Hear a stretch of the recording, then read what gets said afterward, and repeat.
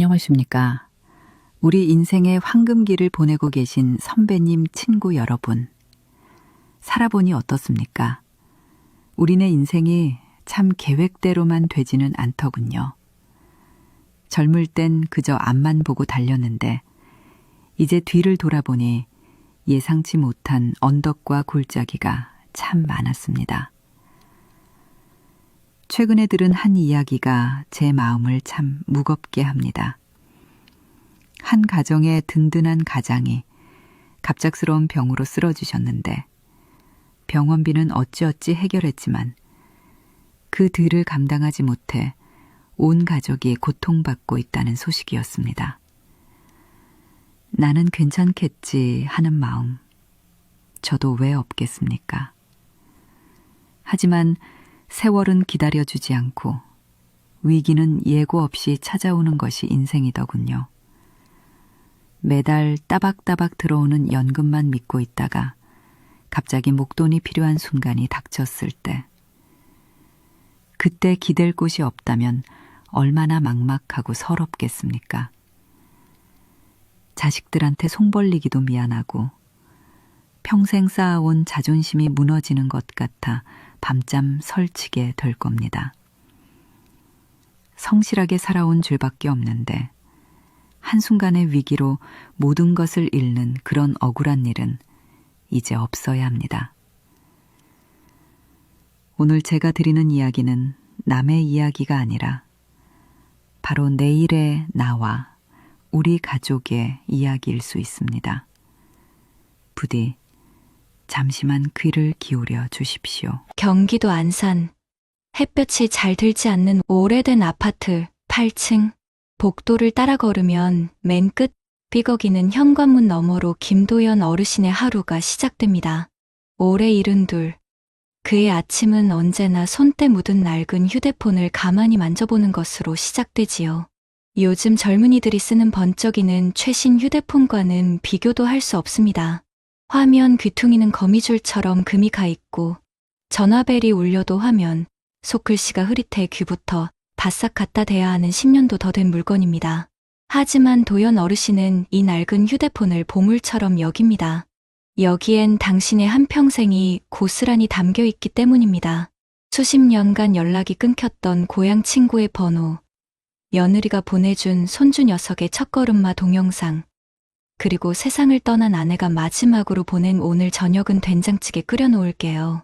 늦지 마소 하는 짧은 문자까지, 이 작은 기계는 그의 살아온 세월 그 자체였습니다. 도연 어르신은 60대 후반까지 기름 냄새밴 작업복을 입고 살았습니다. 40년 가까이 공장에서 쇠 깎는 소리, 기계 돌아가는 소리를 자장가 삼아 한평생을 보냈지요. 그렇게 평생의 땀과 눈물을 바쳐 퇴직하던 날, 그의 손에 들린 것은 퇴직금 1억 2천만 원이 든 통장이었습니다. 아내와 함께 저녁상에 마주 앉아 통장을 보며 말했습니다. 여보, 우리도 이제 고생 끝났네. 이 정도면 자식들한테 손 안 벌리고 우리 둘이 알콩달콩 살기엔 충분하겠지. 아내는 말없이 눈시울만 붉혔습니다. 은퇴 후의 삶은 소박했지만 더없이 행복했습니다. 아내와 손잡고 시끌벅적한 시장 골목을 누비고 저녁이면 동네 공원 정자에 앉아 오랜 친구들과 장기 한 판을 두는 것이 낙이었습니다. 매달 90만 원씩 나오는 연금은 부족한 듯했지만 두 식구 살림엔 더없이 고마운 돈이었고, 퇴직금은 은행에 고이 넣어두고 이자를 받으니 마음 한편이 든든했습니다. 낡은 휴대폰 액정 속에서 환하게 웃는 손주 사진을 들여다볼 때면 그래, 이만하면 참 잘 살아왔다 싶어 가슴이 뿌듯해지곤 했습니다. 하지만 행복은 그리 길지 않았습니다. 시련이라는 놈은 늘 예고 없이 가장 행복한 순간을 골라 찾아오더군요. 작년 가을, 하나뿐인 아들 진수가 어두운 얼굴로 집을 찾아왔습니다. 현관에 들어서는 아들의 축 처진 어깨를 보는 순간, 도연 어르신의 가슴은 이미 철렁 내려앉고 있었습니다. 아버지 회사가 문을 닫았습니다. 당장 다음 달부터 어찌해야 할지 막막합니다. 아들의 떨리는 목소리가 거실을 무겁게 채웠습니다. 그 순간 도연 어르신의 손에 들려있던 낡은 휴대폰이 바닥으로 툭 떨어질 뻔했습니다. 결혼해서 아이 둘을 키우는 한 집안의 가장인 아들이 하루아침에 길거리로 나앉게 된 겁니다. 며느리는 아이들 돌보느라 일을 할 수 없는 형편이었고 집 대출 이자와 아이들 학원비는 꼬박꼬박 날아올 테지요. 아버지, 정말 면목 없습니다. 석 달만 도와주시면 어떻게든 자리 잡아서 꼭 갚겠습니다. 차마 아버지의 눈을 마주치지 못하고 고개를 떨구는 아들의 모습에 도연 어르신은 아무 말도 할 수 없었습니다. 그저 말없이 안방 서랍을 열어 혹시 모를 위급한 상황을 위해 겹겹이 싸두었던 비상금 500만 원을 꺼내 쥐어주었습니다. 애비가 돼서 이것밖에 못 줘서 미안하다. 그 말 한마디를 겨우 내뱉었습니다. 그것이 비극의 시작이었습니다. 석 달만이라던 아들의 약속은 메아리 없는 외침이 되었습니다. 경기가 어렵다 보니 재취업은 하늘의 별 따기였고 아들의 사정은 나아질 기미가 보이지 않았습니다. 처음엔 용돈처럼 시작된 지원이 어느새 아들네 가족의 생활비 전부를 감당해야 하는 상황으로 번져버렸습니다.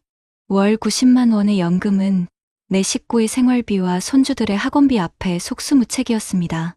시장에만 나가도 숨이 턱 막혔습니다. 달걀 한 판에 8,000원, 돼지고기 한 근에 10,000원이 훌쩍 넘는 세상에서 그의 장바구니는 날이 갈수록 초라해졌습니다. 아내는 밤마다 깊은 한숨을 내쉬며 말했습니다. 영감, 당신 뼈마디 쑤시는 소리가 여기까지 들려요. 저러다 우리 쓰러지면 어쩌려고 그래요? 도연 어르신은 대답 대신 낡은 휴대폰만 내려다보았습니다. 화면에는 아버지, 이번 달도 부탁드립니다. 라는 아들의 메시지가 선명하게 찍혀 있었습니다. 그 글자 하나하나가 천근만근의 무게로 그의 어깨를 짓눌렀습니다. 결국 그는 은행으로 향했습니다. 만기까지 6개월 남은 예금을 깨는 순간 그동안 쌓인 이자가 공중으로 날아갔습니다. 통장에서 숫자가 빠져나가는 것을 보며 그는 자신의 살점이 뜯겨나가는 듯한 아픔을 느꼈습니다. 설상가상으로 어느 날 아내가 갑자기 쓰러졌습니다. 고혈압이 악화된 것입니다. 병원 복도에서 들려오는 의사의 차가운 목소리가 그의 귓전을 때렸습니다. 입원하셔야 합니다. 당분간 치료비만 매달 70만 원은 생각하셔야겠어요. 그 말을 듣는 순간 도연 어르신의 손에서 낡은 휴대폰이 시멘트 바닥으로 떨어졌습니다. 쨍그랑 소름 끼치는 소리와 함께 액정의 금이 거미줄처럼 화면 전체로 퍼져나갔습니다. 마치 그의 마음이 산산조각 나는 소리 같았습니다. 아내의 병원비와 간병비, 아들에게 보내는 생활비까지 평생의 버팀목이라 믿었던 퇴직금 통장은 이제 바닥을 보이고 있었습니다. 매일 밤 그는 어두운 거실 소파에 홀로 앉아 금이 간 휴대폰을 붙잡고 있었습니다. 혹시 아들에게서 취직했다는 기적 같은 연락이 오지 않을까?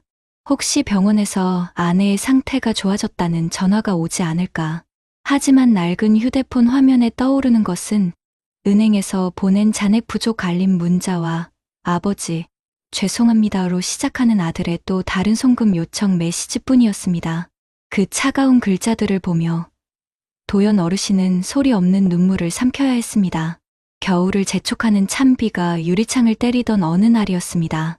도연 어르신은 아내의 병상 옆에서 하얀 봉투 하나를 받아 들고는 그 자리에 얼어붙고 말았습니다. 얇고 차가운 종이 위에는 입원비 및 치료비 중간 정산액 178만 원이라는 글자가 까맣게 인쇄되어 있었습니다. 그 숫자는 마치 사형 선고처럼 느껴졌습니다. 손이 사시나무처럼 떨려왔고 눈앞이 아찔해지며 결국 손에 들고 있던 봉투를 놓치고 말았지요. 그 순간이었습니다. 허리를 숙이려던 그의 바지 주머니에서 낡은 휴대폰이 스르르 미끄러져 시멘트 바닥 위로 떨어졌습니다. 쨍 하는 날카로운 소리와 함께 이미 금이 가 있던 액정은 더는 버티지 못하고 산산조각이 났습니다. 화면의 한쪽이 영원히 빛을 잃었습니다. 마치 그의 마지막 희망 한 조각이 부서져 나간 것 같았습니다. 이제는 정말 버틸 힘이 없구나. 그의 작은 읊조림을 들었는지 병상에 누워있던 아내가 힘겹게 미소를 지으며 남편의 손을 잡았습니다. 주름지고 마른 아내의 손이 유난히 차갑게 느껴졌습니다. 영감, 우리 진수. 이제 그만 도와줘요. 당신 얼굴 좀 봐요. 저러다 당신마저 쓰러지면 우리는 어떡해요. 자식도 자식이지만 우리 목숨부터 챙겨야지. 애들도 이제 알아서 살아야 해요. 아내의 말이 비수처럼 가슴에 꽂혔습니다. 틀린 말이 하나도 없었지만 도연 어르신은 차마 알겠다는 대답을 할 수가 없었습니다. 한평생 자식 하나만 바라보고 살아온 아버지에게 손 내미는 아들을 외면하라는 말은 세상에서 가장 잔인한 형벌처럼 느껴졌기 때문입니다. 며칠 뒤 텅 빈 집으로 돌아온 도연 어르신은 망연자실 소파에 앉아 있었습니다. 그때 죽어버린 화면 한쪽을 겨우 피해가며 문자 알림이 희미하게 깜빡였습니다. 볼 것도 없이 아들이었습니다. 아버지, 이번에도 좀 부탁드립니다. 그 짧은 문장을 보는 순간 그는 휴대폰을 옆으로 던져버리고 두 손으로 얼굴을 감싸 쥐었습니다. 어깨가 가늘게 떨려왔고 참았던 서름이 뜨거운 눈물이 되어 손가락 사이로 흘러내렸습니다. 퇴직금 통장은 이미 반토막이 났고 연금 90만 원은 아내의 약값과 병원비만으로도 모자랐습니다. 더는 기댈 곳도 물러설 곳도 없는 벼랑 끝이었습니다. 그날 밤 도연 어르신은 잠들지 못하고 깨진 휴대폰 액정을 하염없이 들여다보고 있었습니다. 손주 녀석의 사진, 친구들과 주고받은 안부 메시지를 무의미하게 넘기던 그의 손가락이 한 지점에서 멈췄습니다. 몇 해 전, 아직 아내가 건강했을 때 보내온 낡은 문자 하나. 여보, 오늘따라 당신 어깨가 참 무거워 보여요. 너무 무리하지 말아요. 당신 건강이 우리 가족의 전부예요. 그 문장을 읽는 순간 그의 가슴이 와르르 무너져 내렸습니다. 그때는 그저 잔소리처럼 들렸던 아내의 걱정이 이제는 뼈를 애는 유언처럼 가슴에 박혔습니다. 자신이 지켜야 했던 것은 아들의 당장의 생활비가 아니었습니다. 바로 아내의 남은 생과 자신의 마지막 자존심, 두 사람의 위태로운 노후였다는 것을 너무 늦게 깨달은 것입니다. 다음 날 아침, 도연 어르신은 큰 결심을 하고 아들에게 전화를 걸었습니다. 깨진 액정 너머로 들려오는 연결음이 유난히 길게 느껴졌습니다. 아버지, 마침 전화 잘하셨어요? 아들의 말이 채 끝나기도 전에 도연 어르신은 떨리는 목소리를 가다듬고 입을 열었습니다. 아들아, 애비가 더는 버틸 수가 없구나. 내 어미는 병원에 누워있고 내 통장은 바닥이 났다. 이제부터는 내 살림 내가 책임져야 한다. 내가 여기서 무너지면 내 어미는 누가 돌보고 너를 멀리서나마 응원해 줄 아비가 어디 있겠냐. 소화기 너머로 긴 침묵이 흘렀습니다. 이윽고 아들의 울먹이는 목소리가 들려왔습니다. 죄송합니다. 아버지, 제가 다 잘못했습니다. 전화를 끊은 뒤 도연 어르신은 한참 동안이나 낡은 휴대폰을 손에 쥐고 있었습니다. 여전히 깨진 화면이었지만 이상하게도 평생을 짓누르던 무거운 짐 하나가 스르르 내려가는 듯했습니다. 김도연 어르신의 이야기가 어머님, 아버님, 혹시 남의 일처럼 들리십니까? 이것은 어느 특별한 사람의 이야기가 아닙니다. 지금 이 순간에도 대한민국 수많은 부모님들이 자식 걱정에 밤잠을 설치고 예고 없이 찾아온 병마 앞에서 속절없이 무너지고 있습니다. 2025년 통계에 따르면 이 땅에 부모님 14넷은 여전히 성인 자녀를 경제적으로 돕고 있으며 그 때문에 자신의 노후 자금이 말라가는 고통을 겪고 있다고 합니다. 70대 이상 어르신의 한 해 평균 의료비는 500만 원을 넘어섰습니다. 매달 받는 연금만으로는 감당하기 벅찬 너무나 무서운 현실입니다.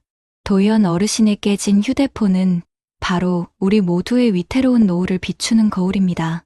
그 안에는 우리네 살아온 세월과 가족을 향한 사랑이 담겨 있지만 그저 들여다보고만 있다고 해서 금이 간 액정이 저절로 붙지는 않습니다. 위기는 내일 들어올 연금을 기다려주지 않습니다. 위기의 순간에 필요한 것은 오늘 당장 꺼내 쓸 수 있는 현금입니다. 어머님, 아버님, 지금 당장 자식이나 사랑하는 배우자가 아프다 하면 망설임 없이 꺼내줄 수 있는 돈이 얼마나 있으십니까? 300만 원입니까? 아니면 1000만 원입니까?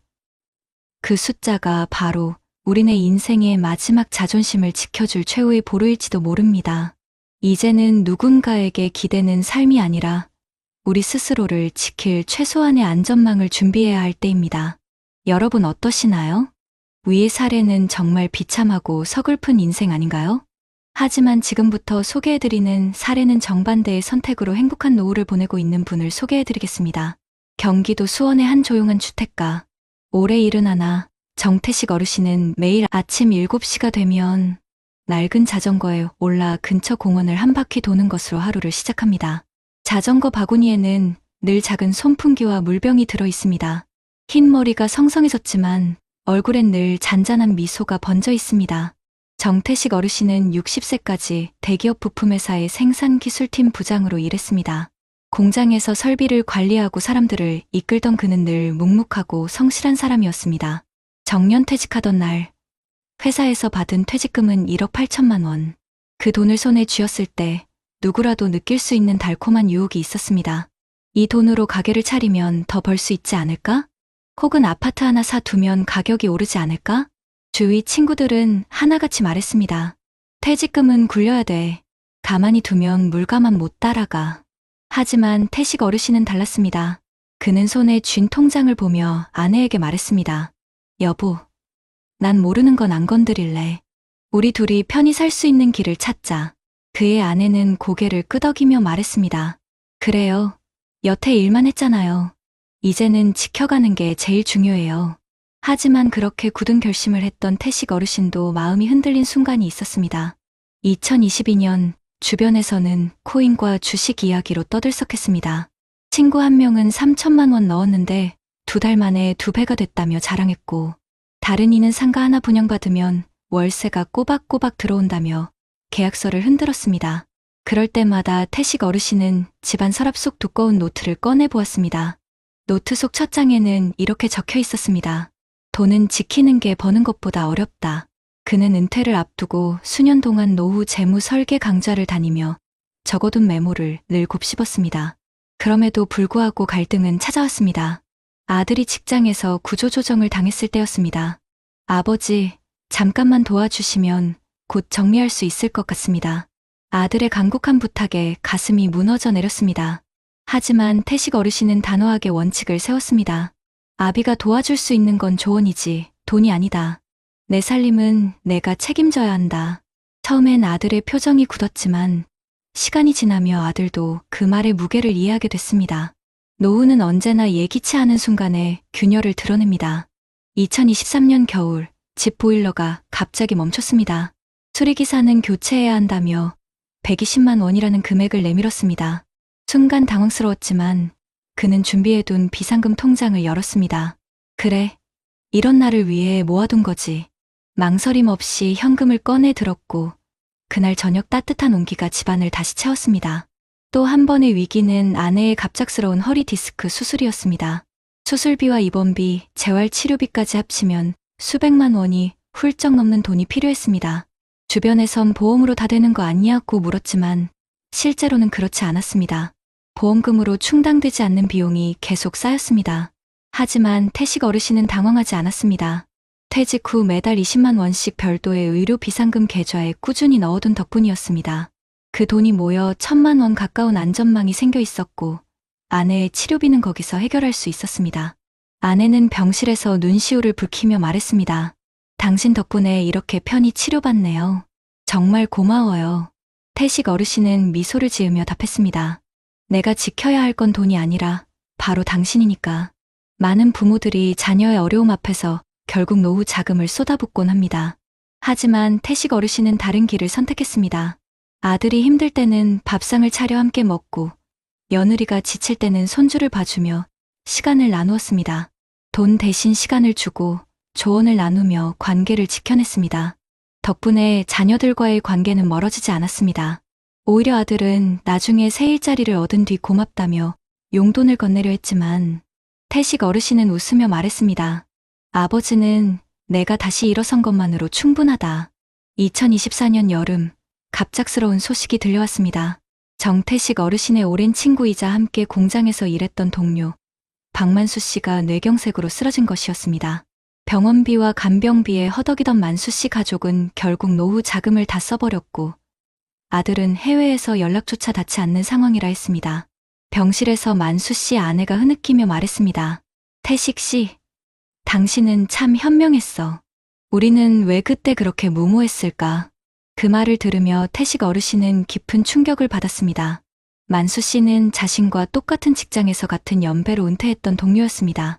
하지만 은퇴 후 상가 투자에 퇴직금 전부를 넣었다가 코로나 경기 침체와 금리 인상으로 빚더미에 올라앉게 된 것이었습니다. 그 결과 병원비 한 푼 마련하지 못하고 가족들까지 고통 속에 빠져버린 것이었지요. 태식 어르신은 집으로 돌아와 낡은 노트를 다시 꺼냈습니다. 거기에는 지난 세월 적어둔 메모가 그대로 남아 있었습니다. 노후를 지키는 건 욕심이 아니라 원칙이다.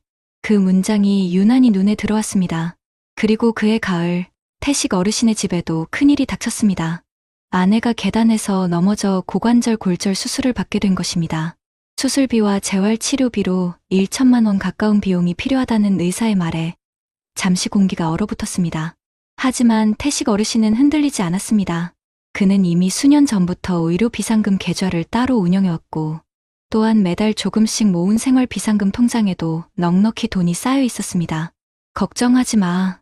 다 준비해놨으니까. 아내의 손을 꼭 잡으며 그가 했던 이 한마디는 단순한 위로가 아니라 실제 현실이었습니다. 입원비는 곧바로 결제되었고 재활치료 역시 큰 어려움 없이 진행되었습니다. 병실에서 아내는 눈시울을 붉히며 말했습니다. 여보, 이렇게 든든한 게 어디 있어요. 괜히 청춘 다 바쳐 당신 따라 살아온 게 아니에요. 태식 어르신은 웃으며 대답했습니다. 우린 돈이 많진 않지만 쓸 땐 쓸 수 있는 힘이 있잖아. 그게 우리가 준비한 보람이지. 여러분, 정태식 어르신의 이야기는 남의 이야기가 아닙니다. 같은 세월을 살아온 친구는 병원비조차 감당하지 못해 무너졌지만 태식 어르신은 작은 원칙 하나, 준비된 비상금 덕분에 위기를 헤쳐나가고 있습니다. 2025년 현재 통계청 조사에 따르면 65세 이상 노인의 40% 이상이 여전히 성인 자녀를 지원하고 있으며 보건복지부 발표에 따르면 70대 이상 고령자의 연평균 의료비는 500만 원을 넘어섰습니다. 이 현실 속에서 노후를 지켜주는 건 투자 계좌에 찍힌 숫자가 아니라 오늘 당장 꺼낼 수 있는 현금입니다. 태식 어르신의 집 장롱 속에는 아직도 낡은 노트가 있습니다. 첫 장에 적힌 글귀는 변함이 없습니다. 돈은 모르는 데 쓰지 말고 꼭 필요한 나를 위해 지켜라. 그는 여전히 매달 작은 금액을 비상금 통장에 넣습니다. 10만 원, 20만 원. 누군가에겐 하찮아 보일 수 있는 돈이지만 그에게는 위기 앞에서 당당히 웃을 수 있는 버팀목입니다. 여러분은 지금 어떠신가요? 혹시 아직도 나는 괜찮겠지 하며 안일하게 생각하고 있진 않으신가요? 연금만 믿고 있다가 갑자기 목돈이 필요할 때 기댈 곳이 없다면 얼마나 막막하고 서러울까요? 정태식 어르신의 이야기는 우리에게 분명하게 말합니다. 욕심을 버리고 원칙을 지킨 사람만이 노후를 지켜낼 수 있다. 여러분, 지금 말씀드린 사례가 결코 남의 이야기가 아니라는 사실, 통계가 이미 보여주고 있습니다. 통계청이 2024년에 발표한 가계금융복지조사에 따르면 65세 이상 고령 가구의 월 평균 소득은 약 270만 원 수준인데 이 중에서 국민연금과 기초연금 같은 이전 소득이 차지하는 비중이 절반이 넘습니다. 그런데 문제는 지출입니다. 한국보건사회연구원이 2023년에 발표한 노후생활 실태 보고서에 따르면 같은 연령대 가구의 월 평균 소비 지출은 약 260만 원으로 나타났습니다. 즉 수입과 지출이 거의 맞물려 돌고 있는 구조라서 한 번에 큰 지출만 발생해도 가계가 곧장 흔들릴 수밖에 없는 현실입니다. 이 통계는 단순한 숫자가 아니라 우리가 흔히 듣는 연금만으로 살 수 있다는 말이 얼마나 불안정한 전제 위에 놓여 있는지를 그대로 보여주는 것이죠. 특히 의료비와 주거비는 노후 재정을 잠식하는 가장 큰 요인으로 꼽힙니다. 국민건강보험공단이 발표한 2023 고령층 진료비 통계를 보면 70세 이상 노인의 1인당 연간 진료비는 약 580만 원에 달합니다. 이는 전체 인구 평균의 거의 3배에 해당하는 수준입니다. 게다가 단순히 병원 진료비에만 그치지 않습니다. 간병비, 재활치료비, 약값까지 합치면 실제 가정에서 체감하는 비용은 훨씬 더 크죠. 한국보건의료연구원의 2022년 보고서에서는 뇌졸중 환자의 경우 발병 후 첫 해에 가구당 평균 1,700만 원 이상의 직접 간접 비용이 들어간다고 발표했습니다. 한 번의 질병이 평생 모아둔 자금을 단숨에 무너뜨릴 수 있다는 사실이 연구로도 확인된 셈입니다. 주거비 또한 만만치 않습니다. 국토교통부가 2024년 초 발표한 전국 전세 동향 보고서에 따르면 최근 10년간 서울 수도권 전세 보증금은 평균 2배 이상 올랐습니다. 실제로 은퇴한 고령층의 약 30%는 여전히 전세나 월세로 살고 있는데 전세 계약 갱신 시 수천만 원이 추가로 필요해지는 경우가 흔합니다. 한국도시연구소의 2023년 연구에서는 고령층의 주거 불안정이 심리적 건강에도 직접적인 악영향을 끼친다고 밝혔습니다. 실제로 평생 살던 동네를 떠나야 했다고 응답한 노인들의 우울증 발병률이 그렇지 않은 집단보다 2배 이상 높다는 조사 결과가 있었습니다. 결국 집은 단순한 공간이 아니라 삶의 기억과 안정이 깃든 터전이기에 예상치 못한 주거비 지출은 곧 삶 전체를 흔드는 위기로 이어질 수 있습니다. 이제 해외 자료도 잠깐 살펴보겠습니다. OECD가 2022년에 발표한 고령층 소득 보장 보고서를 보면 한국 노인의 상대적 빈곤율은 40%를 넘어 OECD 회원국 중 1위를 기록했습니다. 다시 말해 우리나라 고령층 10명 중 4명은 국가 기준 중위소득의 절반에도 못 미치는 생활을 하고 있다는 뜻입니다. 반대로 일본은 약 20%, 독일은 10%대, 프랑스는 한 자릿수에 불과합니다. 그만큼 한국의 노후 안전망이 취약하다는 의미이기도 합니다. 또한 WHO와 세계은행이 공동으로 발표한 고령사회 의료비 보고서에서는 70세 이상 인구에서 의료비 지출의 60% 이상이 돌발적이고 급작스러운 사건에서 발생한다고 분석했습니다. 이 지점은 아까 사례에서 보신 것처럼 예고 없는 위기가 얼마나 치명적인지 다시 한번 보여줍니다. 전문가들의 의견 역시 이와 크게 다르지 않습니다. 한국연금학회가 2023년에 실시한 설문조사에서 50대와 60대 응답자의 62%가 연금만으로는 노후 생활이 불가능하다고 답했습니다. 또 응답자의 절반 이상이 예상치 못한 의료비와 자녀 지원 비용이 가장 큰 부담이라고 꼽았습니다. 한국개발연구원 KDI의 2022년 연구에서는 고령층의 노후 불안을 해소하기 위해서는 최소한 3천만 원에서 5천만 원 수준의 유동성 자산을 보유해야 한다고 권고하기도 했습니다. 여기서 말하는 유동성 자산이란 주식이나 펀드 같은 장기 투자 자금이 아니라 언제든 꺼내 쓸 수 있는 현금 혹은 보통 예금 형태의 비상금입니다. 여러분, 이 모든 통계와 연구 결과가 말해주는 사실은 단 하나입니다. 노후를 지키는 힘은 결국 숫자가 아니라 손에 잡히는 돈이라는 것. 연금은 분명히 고마운 버팀목이지만 그것만으로는 갑작스러운 위기 앞에서 무력해질 수밖에 없습니다. 그래서 전문가들은 공통적으로 말합니다. 적어도 수천만 원 수준의 현금을 따로 마련해 두라. 그 돈이 있어야 의료비, 주거비, 생활비의 돌발 지출을 견뎌낼 수 있다. 이미 수많은 연구와 통계가 이를 증명하고 있고, 이는 남의 이야기가 아니라 우리 모두의 내일에 해당되는 문제입니다. 여러분, 그렇다면 도대체 어떻게 준비해야 할까요? 막연하게 돈을 아껴라. 비상금을 마련하라는 말만으로는 구체적인 도움이 되지 않지요. 실제로 우리 사회에서는 다양한 제도와 정책이 이미 시행되고 있습니다. 먼저 국내 상황부터 보겠습니다.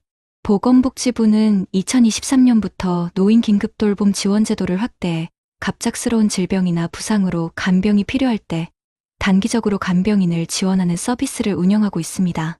특히 기초생활수급자나 차상위계층 어르신들이 돌발 의료비 때문에 가게가 무너지는 것을 막기 위한 장치로 서울, 부산, 광주 등 대도시뿐 아니라 군 단위 지자체에서도 점차 확대되고 있습니다. 또 국민건강보험공단은 재난적 의료비 지원제도를 통해 암심혈관 질환이 기난 치성 질환 등으로 발생한 과도한 진료비의 최대 80%를 지원하고 있습니다. 이런 제도를 알지 못해 사비로 감당하다가 가게가 기울어지는 경우가 많기 때문에 제도가 있다는 사실을 알고 적극 활용하는 것이 중요합니다. 주거 문제도 간과할 수 없습니다. 국토교통부와 각 지자체는 고령층의 주거 안정을 위해 고령자 전세임대주택과 매입임대주택을 공급하고 있는데 전세보증금을 공공이 대신 내주고 어르신은 매달 저렴한 임대료만 내면 됩니다. 예를 들어 경기도는 고령자 전세임대 이용을 통해 만 65세 이상 어르신들에게 보증금 최대 8,500만 원까지 지원하고 있으며 서울시는 어르신 안심주택이라는 이름으로 무장의 설계주택을 공급하고 있습니다. 이처럼 주거 불안을 덜어주는 장치들이 실제로 존재하는 것이죠. 생활 속 갑작스러운 지출을 막기 위한 금융제도도 있습니다. 금융위원회는 2024년부터 서민 맞춤형 긴급생활자금 대출을 확대했는데, 이는 신용등급이 낮은 고령층도 최대 1,000만 원까지 저금리로 빌려 위기 상황을 넘길 수 있도록 돕는 장치입니다. 물론 빚을 지양하는 게 가장 좋지만 불가피하게 급전이 필요한 상황에서는 이런 공적 제도를 활용하는 것이 사채나 고금리 대출로 내몰리는 것보다 훨씬 안전합니다. 해외 사례도 잠시 살펴보겠습니다. 일본은 우리와 마찬가지로 초고령 사회를 겪고 있는데 2015년부터 지역 포괄 케어 시스템이라는 제도를 도입했습니다. 이는 의료, 요양, 돌봄, 주거, 생활 지원을 지역 단위에서 통합적으로 제공하는 제도입니다. 즉, 어르신이 갑자기 쓰러져도 병원 진료에서 요양 돌봄, 집수리까지 한 번에 연계 지원이 가능하도록 법과 제도를 정비한 것이죠. 덕분에 일본 고령층의 의료 파산 사례는 점차 줄어들고 있다는 분석이 나옵니다. 독일은 장기요양보험 제도를 강화하여 가족이 아닌 전문 간병인을 국가가 보조금으로 지원해 노인이 아프더라도 가족이 생업을 포기하지 않아도 되는 시스템을 만들었습니다. 이런 해외 제도들은 한국에서도 참고할 만한 사례로 실제로 보건복지부가 2025년부터 지역 돌봄 체계를 더 강화하겠다고 발표한 것도 이와 무관하지 않습니다. 전문가들은 공통적으로 이렇게 조언합니다. 첫째, 노후 재정 계획에서 반드시 현금성 자산을 따로 떼어두라는 것입니다. 은행 예금, CMA 통장처럼 언제든 꺼낼 수 있는 돈을 최소 3천만 원에서 5천만 원까지는 준비해야 한다고 권고합니다. 둘째, 가족 내 원칙을 세우라는 겁니다. 자녀 지원은 하드 끝없이 내어주지 않고 일정 한도를 정해 선을 긋는 것. 실제로 한국보건사회연구원 보고서에서도 노후에 자녀에게 과도하게 의존한 부모의 삶의 만족도가 그렇지 않은 경우보다 크게 낮게 나왔습니다. 셋째, 지자체가 운영하는 노인복지관이나 주민센터의 상담 창구를 적극적으로 활용하라는 것입니다. 서울시의 찻동 어르신 상담 서비스, 부산의 노인생활안정 통합지원센터, 전남의 노인 행복 드림콜 등은 위기 가구에 긴급 생계비를 연계해주거나 복지 서비스를 직접 찾아가 안내해주고 있습니다. 이런 제도를 스스로 찾지 않으면 존재조차 모른 채 놓치게 됩니다. 결국 답은 분명합니다. 노후의 위기는 예고 없이 닥치지만 정부와 지자체, 그리고 금융복지 제도를 잘 활용하면 충분히 버틸 수 있습니다. 일본의 지역 포괄 케어, 독일의 장기요양보험처럼 해외에서도 시행착오 끝에 제도를 마련했듯 우리 사회도 점차 안전망을 촘촘히 만들고 있습니다. 중요한 건 우리 스스로가 관심을 가지고 준비된 현금과 제도를 함께 묶어 내 삶을 지킬 방패를 갖추는 것입니다. 여러분, 지금 당장 비상금 통장을 열어보고 거주 지역 지자체의 복지 제도가 무엇이 있는지 확인해보는 게 오늘 할 수 있는 가장 확실한 노후 준비 아닐까요? 삶은 준비된 자에겐 선물이 되고 준비하지 못한 자에겐 시험이 된다. 오늘 우리가 함께 나눈 이야기는 바로 이 짧은 시구와 닮아 있습니다. 한쪽에는 모든 것을 잃어버린 김도연 어르신의 모습이 있었습니다. 평생 성실히 살아온 죄밖에 없는데 자녀의 실직과 아내의 병환, 그리고 예기치 못한 지출이 겹치자 퇴직금은 순식간에 사라지고 말았습니다. 손에 쥔 건 금이 간 낡은 휴대폰 하나, 그리고 반복되는 잔액 부족 알림 문자뿐이었습니다. 그의 눈물이 남의 일 같지 않았던 이유는 우리 모두 언제든 그 자리에 설 수 있기 때문입니다. 그러나 다른 한쪽에는 정태식 어르신이 있었습니다. 그 역시 평생을 공장에서 일했고 은퇴 후에도 크고 작은 유혹과 갈등을 겪었습니다. 하지만 그는 원칙을 지켰습니다. 자녀의 부탁에도 한도를 정했고 퇴직금을 무리한 투자에 쓰지 않았습니다. 조금씩 모은 의료 비상금과 생활비 통장 덕분에 아내의 수술비도 흔들림 없이 감당할 수 있었습니다. 그의 집 거실에는 여전히 따뜻한 웃음이 있고 손주들이 뛰어노는 소리가 메아리칩니다. 같은 세대를 살았지만 준비된 선택이 얼마나 큰 차이를 만드는지 우리는 두 눈으로 확인했습니다. 여러분, 인생은 결국 선택의 누적입니다. 70세 이후의 삶은 오늘 우리가 어떤 준비를 했느냐에 따라 완전히 달라집니다. 나는 괜찮겠지라는 안일함 속에 살다 보면 어느 날 갑자기 찾아온 위기 앞에서 무너져 내릴 수 있습니다. 그러나 작은 습관 하나, 작은 준비 하나가 우리의 노후를 지켜줍니다. 매달 10만 원이든 20만 원이든 비상금 통장을 채워나가는 일. 정부와 지자체에서 제공하는 제도와 지원을 미리 확인해두는 일, 그리고 가족과 돈의 경계를 분명히 정해 관계를 지켜내는 일. 이 모든 것이 모여 우리의 노후를 든든하게 합니다. 혹시 지금 화면 앞에서 눈시울이 붉어지는 분이 계십니까? 그건 결코 부끄러운 일이 아닙니다. 그 감정은 바로 여러분이 이 이야기를 남의 일로 듣지 않고 내 이야기로 받아들였다는 증거입니다. 그리고 그 마음이야말로 새로운 출발의 첫걸음입니다.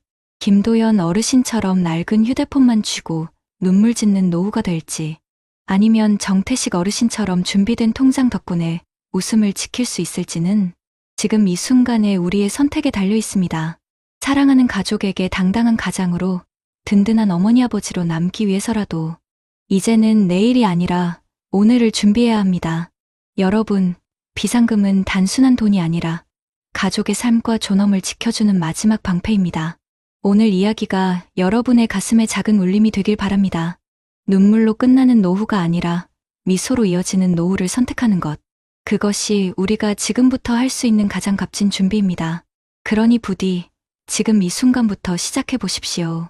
그 준비가 여러분의 내일을, 그리고 우리 모두의 노후를 바꾸어 놓을 것입니다. 퇴직하자마자 매달 200만 원이 사라진다면 여러분은 어떻게 버티시겠습니까? 지난주 62세의 대기업을 은퇴한 한 남성의 이야기가 화제가 됐습니다. 수십 년을 관리직에서 일했지만 지금 그는 새벽마다 컨테이너 창고에서 무거운 박스를 나릅니다. 한 달에 손에 쥐는 돈은 70만 원 남짓. 그마저도 허리 통증 때문에 얼마나 더 버틸 수 있을지 모른다고 합니다. 혹시 나는 퇴직하면 천천히 쉬면서 그동안 모아둔 돈으로 생활하면 된다고 생각하시나요? 현실은 다릅니다. 우리나라 60대 절반, 70대 3명 중 1명이 후에도 일을 놓지 못합니다. 국민연금과 퇴직금만으로는 생활비가 턱없이 부족하고 자녀 지원과 의료비까지 겹치면 매달 마이너스가 쌓이죠. 오늘 영상에서는 왜 대기업 임원 출신까지도 이런 삶에 내몰리는지, 그리고 당신이 같은 길을 걷지 않으려면 지금 무엇을 준비해야 하는지 구체적으로 알려드리겠습니다. 본격적인 영상 시작 전에 구독과 좋아요는 영상 제작에 정말로 큰 힘이 됩니다. 또한 오늘의 영상에는 위에 말씀드린 내용과 관련된 대한민국에서 일어나고 있는 비참한 사례 한 가지와 그와 반대되는 사례를 소개해드리겠습니다. 여러분들이 다 들어보시고 어느 쪽이 내가 원하는 노후의 인생인지 생각해 보시는 시간이 되시기 바라겠습니다. 박인철 씨는 올해 61살이다. 20대 초반 지방사립대를 졸업하고 곧바로 대기업에 입사했다. 입사 초창기엔 하루 14시간씩 일하면서도 꿈과 패기가 있었다. 30대 후반에는 해외 지사 근무까지 했고 50대에는 부장 직함을 달았다. 명절이면 직원들에게 선물 세트를 돌리고 골프장에서 거래처 사람들을 만나던 시절, 그때 그의 어깨에는 늘 반짝이는 골프백이 걸려 있었다. 하지만 그 골프백은 지금 베란다 한쪽 구석에서 먼지를 뒤집어 쓴 채 서 있다. 가죽이 군데군데 벗겨지고 지퍼는 녹이 슬어 쉽게 열리지 않는다. 박 씨는 한동안 그 골프백을 쳐다보지도 않았다. 보기만 해도 마음이 무거웠다. 그 안에는 잘 나가던 시절의 기억과 지금의 초라한 현실이 겹쳐 있었기 때문이다. 정년퇴직은 예상보다 빨리 다가왔다.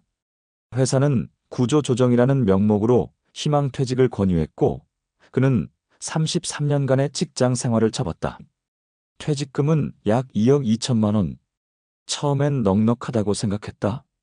은퇴 후에는 부인과 여행도 다니고 건강도 챙기며 살 계획이었다. 하지만 현실은 달랐다. 퇴직 후 첫 해, 그는 잠시 쉬자는 생각으로 일을 하지 않았다. 매일 아침 늦게 일어나 베란다에서 커피를 마시고 종종 친구들과 점심을 먹었다. 주말이면 아내와 마트를 가고 손주가 오면 용돈을 두둑히 쥐어줬다. 그런데 1년이 채 지나기도 전에 통장 잔고는 눈에 띄게 줄어들었다. 가장 큰 지출은 자녀들이었다. 결혼을 앞둔 딸에게 전세자금 1억 5천만 원을 보태줬고 대학원에 다니는 아들에게도 생활비를 지원했다. 둘 다 마지막 지원이라고 다짐했지만 생활 속에서 아버지, 이번 달 조금만 도와주세요라는 부탁을 거절하기란 쉽지 않았다. 거기에 예상치 못한 의료비가 터졌다.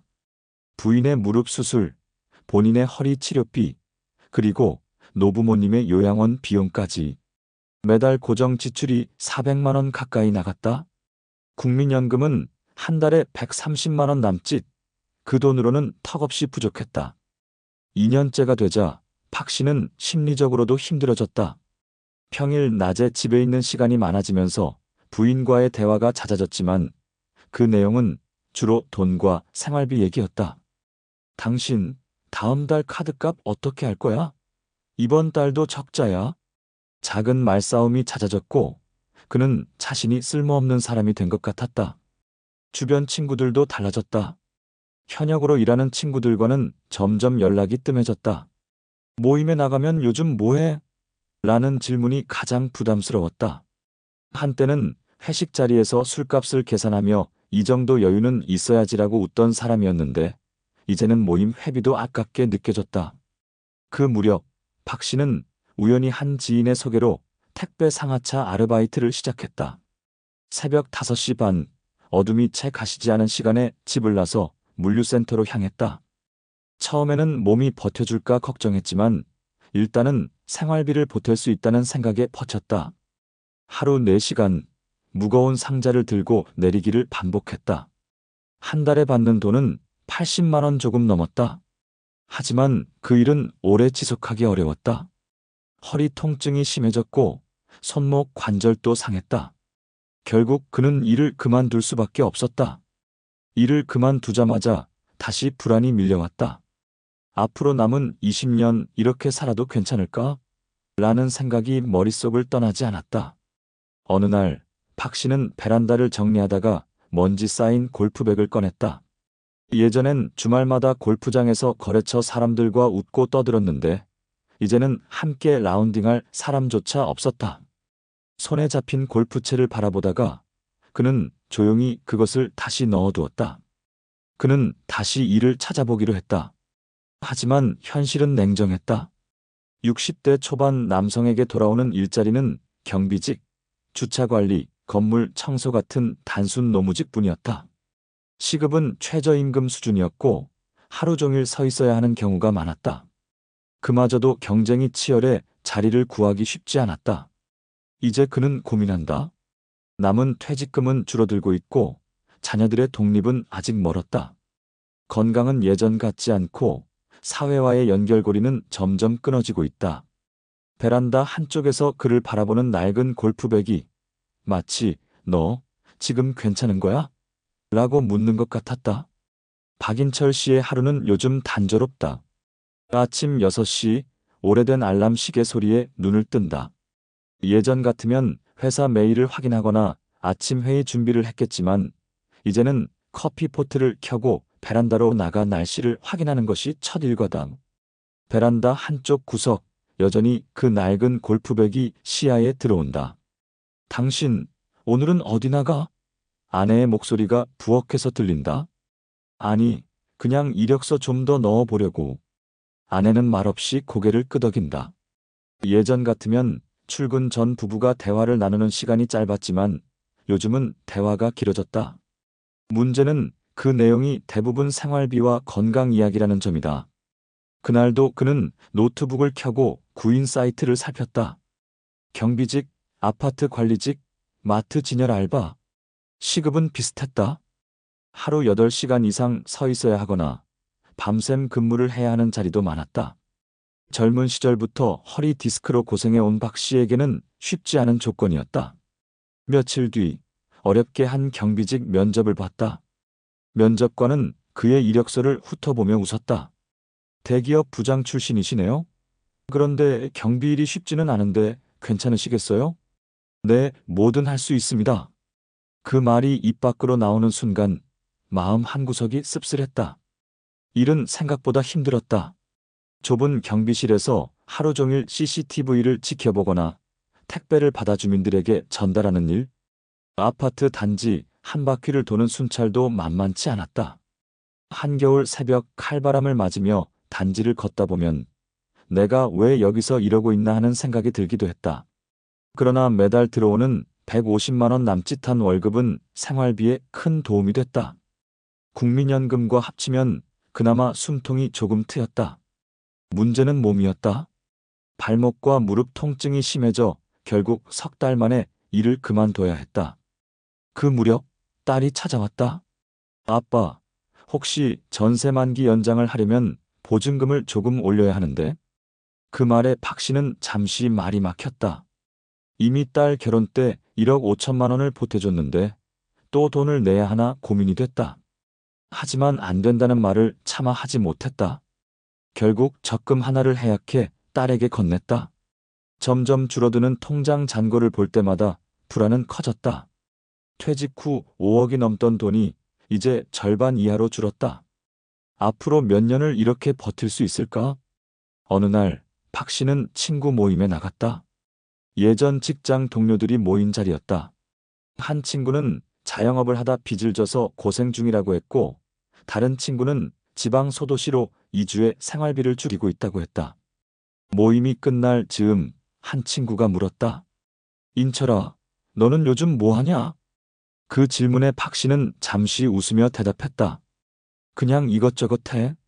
뭐든 하면서 버티는 중이지. 웃었지만 속은 편치 않았다. 집으로 돌아오는 길, 그는 전철 창밖을 바라봤다. 플랫폼에서 서성이는 60대 남성들이 눈에 들어왔다.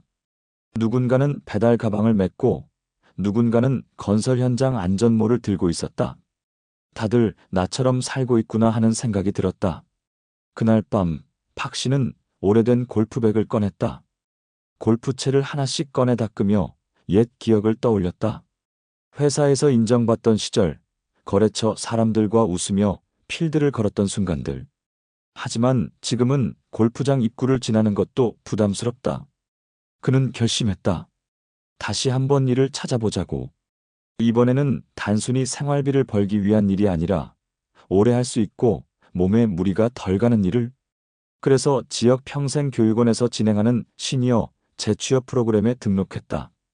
하루 3시간 문서 정리와 데이터 입력을 배우는 과정이었다. 첫날 강의실에 들어서니 비슷한 또래들이 앉아 있었다.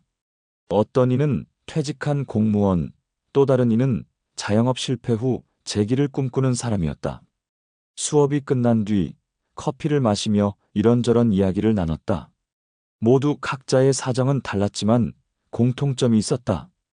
은퇴 후 준비가 너무 부족했다는 것.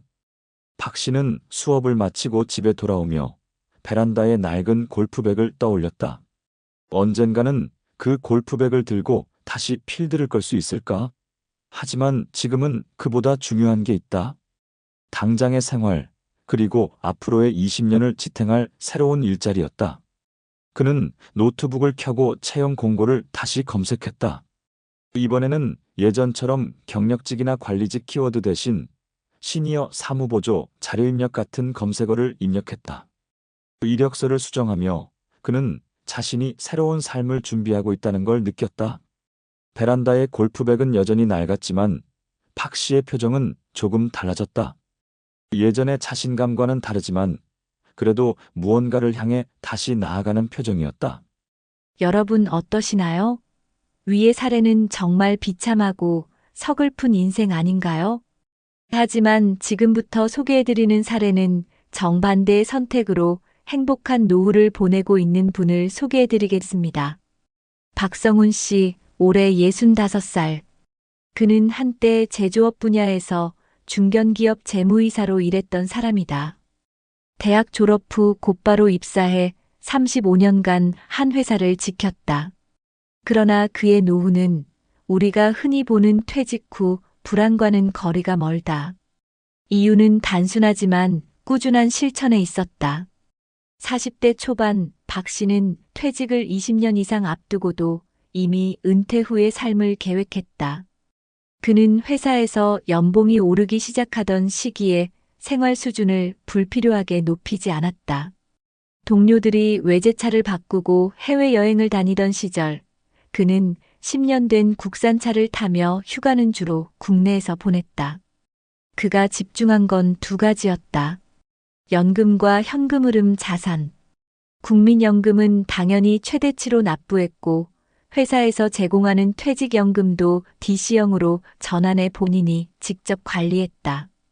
매달 급여의 20% 이상을 연금저축펀드와 개인형 IRP에 넣었고 배당주와 리츠아리 ITS에도 분산 투자했다. 또한 50대 초반에는 소형 상가 건물을 매입했다. 위치는 번화가에서 한 블록 떨어진 주택가 골목, 임대 수익은 크지 않았지만 매달 꾸준히 월세가 들어왔다.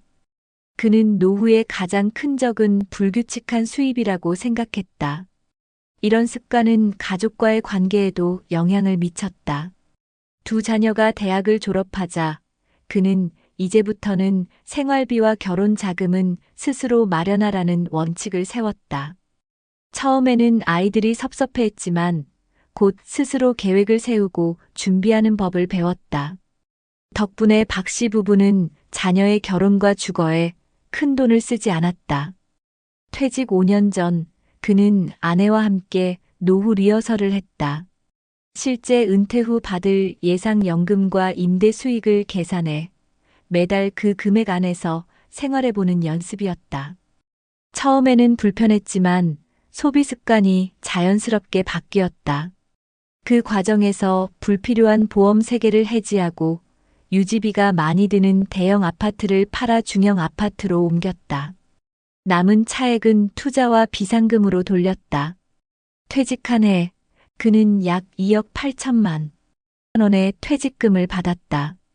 이 돈은 대부분 채권 ETF와 안정적인 배당주, 그리고 상가 보수 비용에 사용했다. 그는 단 한 번도 창업을 고민하지 않았다.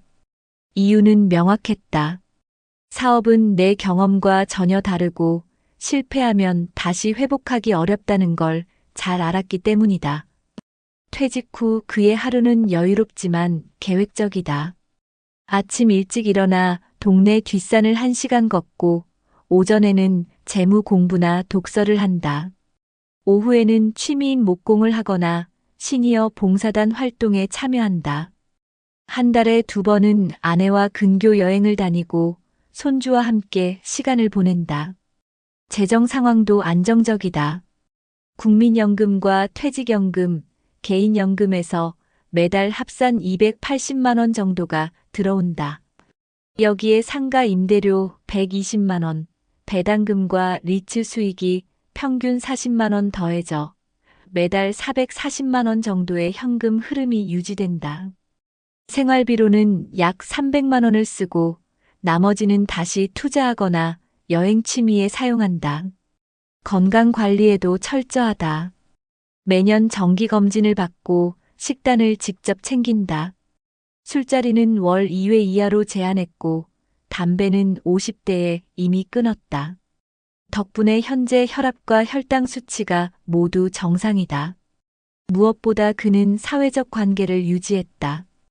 퇴직 후에도 회사 동료들과의 모임, 지역 독서회, 봉사단 활동을 꾸준히 이어갔다. 이를 통해 정보도 얻고 정서적인 외로움도 줄였다. 돈보다 무서운 건 고립이라는 그의 말에는 오랜 경험이 묻어 있었다. 최근 그는 골프를 다시 시작했다. 현역 시절 사용하던 골프백은 오래전에 지인에게 줬지만 은퇴 후 다시 중고 골프채를 구입했다. 하지만 그의 골프는 과거처럼 거래나 접대가 아닌 순수한 즐거움과 건강을 위한 운동이다. 주 1회 정도 비슷한 연령대의 동호인들과 라운딩을 즐긴다. 박 씨는 말한다. 노후의 행복은 젊을 때의 작은 습관에서 시작된다. 한 번에 큰 돈을 벌 생각보다 매달 꾸준히 들어오는 돈을 만드는 게 중요하다. 그의 집 베란다 한쪽에는 아내가 가꾼 화분이 가득하다. 여행을 가도 그 화분들을 돌보는 이웃이 있고 동네 카페에서는 그와 아내를 알아보고 먼저 인사하는 사람들이 있다. 그는 이것을 내가 잘 준비한 노후의 증거라고 말한다. 주변 사람들은 그를 부러워한다. 어떻게 이렇게 여유롭고 행복하게 살 수 있냐는 질문에 그는 항상 같은 답을 한다. 남들이 부러워하는 순간에도 나는 내 노후를 위해 준비하고 있었다고. 여러분, 숫자로 현실을 보면 상황이 더 명확하게 보입니다. 우리나라 만 65세 이상 고용률이 OECD 국가들 중에서도 가장 높은 수준이라는 거 알고 계셨나요? 그런데 이게 건강하고 여유로운 노후라는 뜻은 아닙니다. 오히려 공적연금만으로는 생활이 힘들어서 생계를 위해 일하는 분들이 많다는 걸 보여주는 거죠.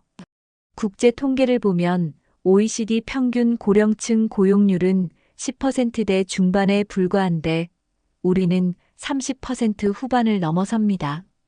2배 이상 높은 겁니다. 하지만 이 안을 들여다보면 절반 이상이 비정규직이고 월급은 젊은 세대보다 평균 30% 가까이 적습니다. 힘든 단순 노무나 체력 소모가 큰 일자리에 몰려있는 경우가 많고 그래서 오래 버티기도 어렵습니다. 노후 소득을 책임져야 하는 연금도 상황이 비슷합니다. OECD 보고서에 따르면 은퇴 후 받는 연금의 소득 대체율이 40%도 안 됩니다. 즉, 평생 벌던 월급의 절반도 채 안 되는 수준이라는 뜻입니다. 게다가 제도 개편으로 이 비율은 앞으로 더 낮아질 예정이라 공적연금만으로는 매달 생활비를 메우기가 어렵습니다. 자산 구조도 문제입니다. 국내 가계 자산은 70%에서 80% 이상이 부동산에 묶여 있어서 당장 현금 흐름을 만들기가 쉽지 않습니다. 임대 수익이나 배당처럼 매달 들어오는 돈의 비중이 낮다 보니 은퇴 후에는 결국 돈 나가는 속도가 들어오는 속도보다 빨라지는 겁니다. 전문가들은 이런 구조 속에서 특히 중하위층이 더 취약하다고 말합니다. 연금 납부 이력이 짧거나 퇴직 후 재취업이 어렵고 사적연금 가입도 부족하다 보니 은퇴 직후부터 소득 격차가 크게 벌어진다는 거죠. 또 나이가 들수록 임금이 줄고 정년이나 구조조정으로 회사를 그만두게 되면 다시 들어갈 수 있는 일자리는 더 낮은 임금과 불안정한 형태일 가능성이 높습니다. 이런 건 한국만의 문제가 아닙니다. 아시아 태평양 지역의 다른 선진국들도 평균 소득 대체율이 40% 미만인 곳이 많아요. 하지만 차이점은 일부 국가는 민간 저축이나 안정적인 현금 흐름 자산을 통해 그 격차를 메우는 반면 우리는 여전히 부동산 의존도가 높다는 겁니다. 해외 보고서들은 공통적으로 이렇게 말합니다. 고령층의 높은 취업률만 볼 게 아니라 그 일자리의 질과 소득 안정성을 함께 봐야 한다고요. 그리고 연금의 두께, 사회보장제도의 폭, 노동시장에서의 재취업 환경, 이 세 가지가 균형을 이뤄야만 노후 불안을 줄일 수 있다고 강조합니다. 결국 이 모든 숫자가 우리에게 주는 메시지는 단순합니다. 은퇴 후의 삶을 결정짓는 건 운이 아니라 연금 제도의 설계, 노동시장의 구조, 그리고 내가 은퇴 전에 만들어 놓은 현금 흐름이라는 겁니다. 여러분, 그렇다면 이 문제를 조금이라도 줄이고 안정적인 노후를 맞이하려면 어떻게 해야 할까요? 전문가들은 하나같이 이렇게 말합니다. 은퇴 후 삶은 50대부터 준비하는 것이 아니라 지금부터 바로 시작해야 한다고요. 그 준비의 핵심은 단순히 돈을 모으는 것이 아니라 지속 가능한 현금 흐름과 사회적 연결망을 동시에 만드는 데 있습니다. 예를 들어 국민연금과 퇴직연금은 최대한 오래, 최대한 많이 납입해서 수령액을 늘리고 여기에 개인연금, 연금저축펀드 ISA 같은 사적연금 상품을 보완적으로 활용하는 겁니다. 그리고 60세 이후에도 꾸준히 소득을 창출할 수 있는 경력 기술을 미리 만들어 두는 것이 필요합니다.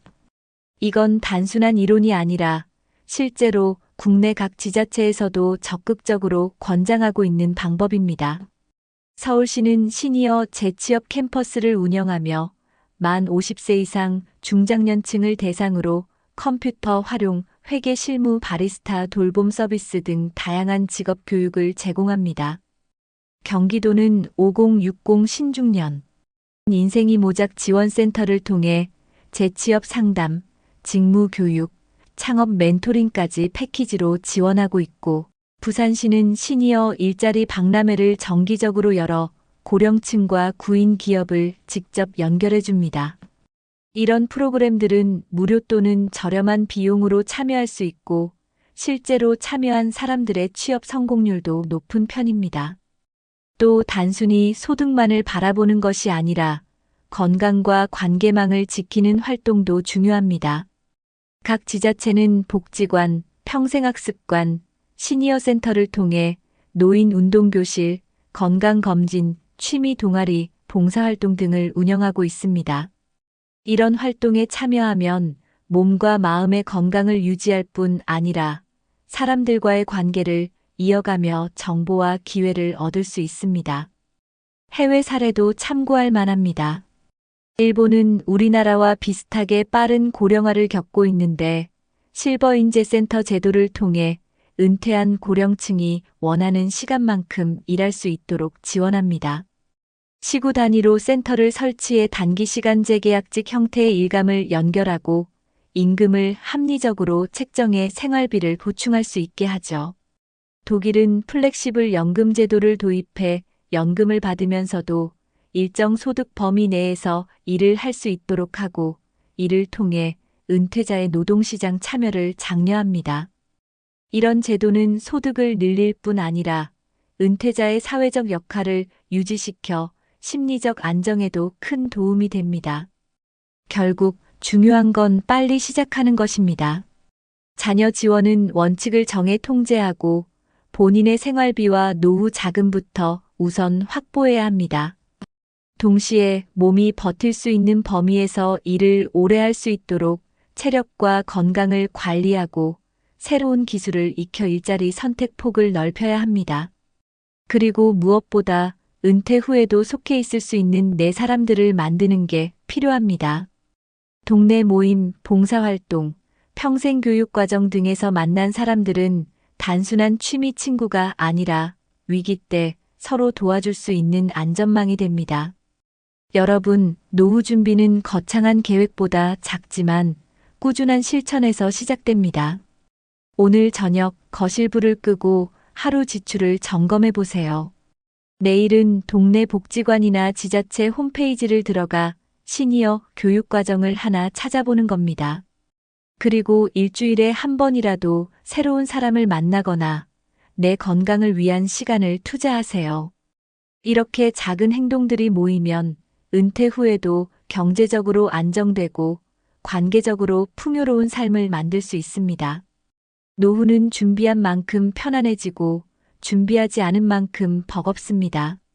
지금부터라도 내 10년, 20년 뒤를 위한 설계도를 그려보는 게 어떨까요? 낡은 골프백, 먼지를 털어 다시 짊어지듯 내 마음의 먼지도 털고 또 한 번 걸어가리. 여러분, 오늘 우리는 두 사람의 이야기를 들었습니다. 한 사람은 수십 년을 일했지만 준비 없는 은퇴로 하루하루를 버티며 낡은 골프백을 바라보는 시간이 늘어만 갔습니다. 다른 한 사람은 젊을 때부터 조금 덜 쓰고 조금 더 준비하며 은퇴 후에도 웃으며 사람들 속을 걸어가고 있었습니다. 두 삶의 갈림길은 단 한 번의 큰 결정이 아니라 매일의 작은 선택들이었습니다. 내 자녀를 돕는 마음은 같았지만 나의 노후를 먼저 챙긴 사람은 여전히 가족과 여행을 다니고 새로운 취미를 즐기고 있었습니다. 건강을 위해 운동하고 관계를 위해 발걸음을 옮기며 경제를 위해 현금 흐름을 만들어둔 그 습관들이 오늘을 빛나게 만들었습니다. 여러분, 행복한 노후는 멀리 있는 꿈이 아닙니다. 내가 오늘 무엇을 선택하느냐에 달려 있습니다. 하루의 작은 절약, 새로운 기술을 배우는 시간, 사람과 웃으며 나누는 한 끼 식사 그 모든 것이 내 10년, 20년 뒤의 표정을 바꿉니다. 혹시 지금 불안하고 막막하신가요? 괜찮습니다. 시작이 늦은 게 아니라 오늘이 가장 빠른 날입니다. 먼지가 쌓인 골프백처럼 내 마음의 주저함을 털어내고 다시 걸어가 보세요. 언젠가 당신의 노후가 누군가에게 이렇게 살고 싶다는 꿈이 될 날이 올 겁니다. 내가 이렇게 하루 13시간을 버텨도 손에 남은 건 300만 원도 안 되구나. 여러분, 요즘 이런 생각 해보신 적 있으신가요? 나도 이제 월급 300만 원쯤은 벌 수 있겠지 하고 말이죠. 그런데 최근 뉴스 보셨나요? 서울의 한 50대 가장이 하루 12시간씩 배달을 뛰었지만 한 달 실수령액이 250만 원도 되지 않아 결국 가족 생활비를 감당하지 못하고 있다는 이야기 말입니다. 통계청 조사에 따르면 직장인 10명 중 6명은 여전히 월 300만 원을 채벌지 못하고 있습니다. 그런데도 우리는 주변에서 300만 원은 당연하다는 말에 휘둘리며 마치 그것이 기본선처럼 착각하고 살아가고 있죠. 혹시 여러분도 나만 뒤처진 건 아닐까 두려워하고 계신가요? 오늘 영상에서는 왜 이렇게 300만 원이 쉽게 들리지만 현실에서는 버티기 힘든 벽이 되는지 그 불편한 진실을 함께 파헤쳐 보겠습니다. 본격적인 영상 시작 전에 구독과 좋아요는 영상 제작에 정말로 큰 힘이 됩니다. 또한 오늘의 영상에는 위에 말씀드린 내용과 관련된 대한민국에서 일어나고 있는 비참한 사례 한 가지와 그와 반대되는 사례를 소개해드리겠습니다. 여러분들이 다 들어보시고 어느 쪽이 내가 원하는 노후의 인생인지 생각해보시는 시간이 되시기 바라겠습니다. 경기도 안산에 사는 이태준 씨는 30년 가까이 중소기업 영업팀 부장으로 일했다. 사람들은 그를 성실한 회사원이라고 불렀고 실제로 그는 매일 아침 6시에 낡은 구두를 꿰어 신고 지하철역까지 걸어갔다. 비가 오나 눈이 오나 같은 구두였다. 굽이 닳아 철심이 드러난 구두는 늘 그의 하루를 버텨준 상징 같은 존재였다. 그는 결혼 후 줄곧 2아이를 키우며 버텨왔다. 큰딸은 대학 졸업 후 취업 준비를 하고 있었고 아들은 군 복무 중이었다. 아내는 마트에서 계산원으로 일하며 생활비를 보탰다. 오랫동안 집을 장만하는 것이 꿈이었지만 전세에서 월세로 옮겨 다니며 결국 50대 후반을 맞이했다. 여보, 우리도 이제 좀 편하게 살 수 있겠지? 그래도 퇴직하면 퇴직금 나오잖아. 아내의 말에 태준 씨는 미소를 지었지만 마음속은 복잡했다. 퇴직금이 아무리 많아도 노후를 책임지기엔 턱없이 부족하다는 걸 알고 있었기 때문이다. 하지만 겉으로는 이제 조금은 나아질 거야 라고 답할 수밖에 없었다. 2023년 겨울 그는 회사로부터 희망퇴직 권고를 받았다. 부장님, 회사도 요즘 많이 어렵습니다. 영업팀 인력 구조 조정이 불가피해요. 인사팀장이 건넨 말은 담담했지만 태준 씨에겐 날벼락이었다. 그렇게 그는 1억 5천만 원의 퇴직금을 수령하고 회사를 떠났다. 주변에서는 이제라도 하고 싶은 걸 해보라, 가게라도 차리면 충분히 버틸 수 있다고 조언했다. 그는 결국 작은 분식집 창업을 결정했다. 하지만 현실은 녹록지 않았다. 가스비와 전기세, 임대료가 눈덩이처럼 불어났다. 하루 12시간씩 일해도 한 달 매출은 800만 원 남짓, 인건비와 재료비를 빼면 손에 남는 건 150만 원에 불과했다. 여보, 이번 달에도 적자야. 그냥 알바라도 구하는 게 나을 것 같아. 아내의 목소리에는 피로와 불안이 묻어 있었다. 조금만 더 버텨보자. 이러다 나아지겠지. 태준 씨는 애써 태연한 척했지만 밤마다 가게 전등을 끄고 돌아올 때 그의 낡은 구두는 더 이상 반짝이지 않았다. 2024년 들어 상황은 더 악화됐다. 원재료비가 오르고 손님은 줄어들었다. 인근에 대형 프랜차이즈 분식점이 들어서자 가게 매출은 반토막이 났다. 결국 가게를 정리하고 다시 구직시장으로 나서야 했다. 하지만 58세라는 나이는 너무 큰 벽이었다. 아버지, 그냥 쉬면 안 돼? 건강도 안 좋아지셨잖아. 군에서 휴가 나온 아들이 한숨 섞인 말투로 건넸다. 아빠도 쉬고 싶지. 근데 월세랑 생활비는 누가 내니? 그는 대답하며 시선을 피했다. 그가 얻은 일은 택배 상하차였다. 새벽 3시 반, 낡은 구두를 질질 끌며 물류센터로 들어갔다. 박스를 옮길 때마다 허리가 끊어질 듯 아팠다. 하루 13시간을 버텨도 월급은 세전 280만 원. 주말 근무를 빼면 250만 원 남짓이었다. 어느 저녁 아내가 식탁에 앉아 전기세 고지서를 내밀었다. 여보, 이번 달 전기세가 20만 원이 넘었어. 도대체 어떻게 버텨? 태준 씨는 숟가락을 내려놓고 잠시 침묵하다가 말했다. 괜찮아. 내가 야간 근무도 할게. 이번 주말에도 나갈 거야. 딸은 눈물을 참지 못하고 말했다. 아빠, 요즘 뉴스 보니까 직장인들 월급이 평균 300만 원 넘는다던데 왜 우리 집은 늘 빠듯한 거예요? 그 순간 태준 씨는 아무 말도 하지 못했다.